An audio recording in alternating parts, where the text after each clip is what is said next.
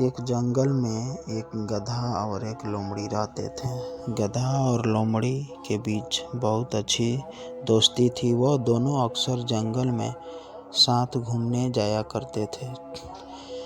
बरसात के मौसम में जंगल में चारों तरफ हरी हरी घास फैली हुई थी, जिसमें जंगल बहुत ही सुहाना दिखलाई दे रहा था। आसमान में नीलिमा छाई हुई थी और आसमान बहुत सुंदर दिखलाई दे रहा था।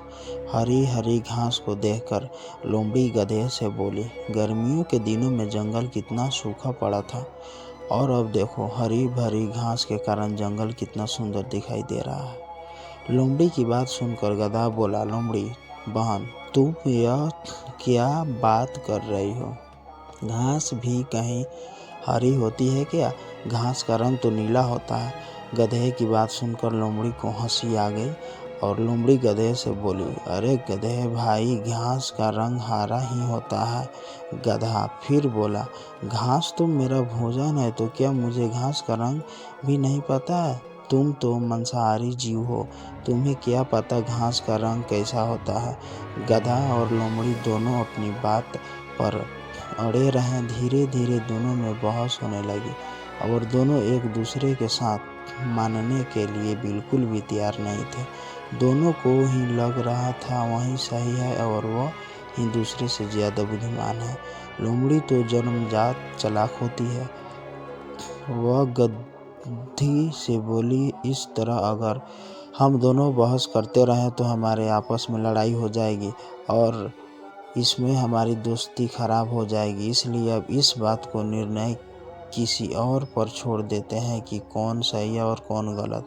जो सही होगा वही बुद्धिमान माना जाएगा। उसी जंगल में एक बूढ़ा बंदर रहता था। बंदर बहुत ही होशियार और बुद्धिमान था। जंगल के सारे जानवर अपने आपसी विवाद सुलझाने के लिए उसी बंदर के पास जाया करते थे।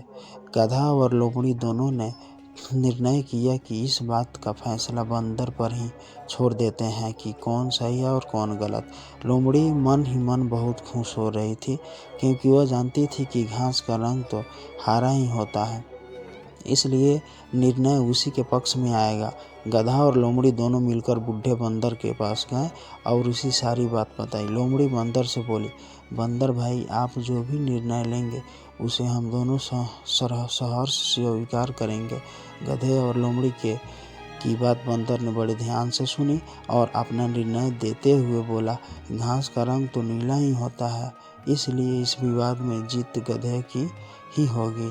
बंदर की बात सुनकर गधा तो बहुत खुश हुआ और नाचता गाता वहाँ से चला गया, किंतु बंदर के इस निर्णय से लोमड़ी को बड़ा आश्चर्य हुआ और निराश भी हुई। गधे के जाते ही लोमड़ी बंदर से बोली, यह तो आप भी जानते हैं कि घास का रंग तो हरा ही होता है, फिर आपने गधे की वजह घोषित क्यों किया?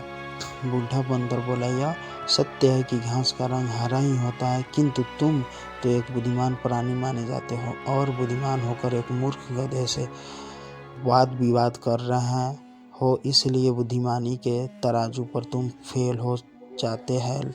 लोमड़ी को भी सारी बात समझ में आ गई और वह अपना समूह लेकर वहाँ से चल गई। गाइज, कैसा कहानी लगा? अच्छा लगा हो तो सब्सक्राइब ज़रूर कर देना।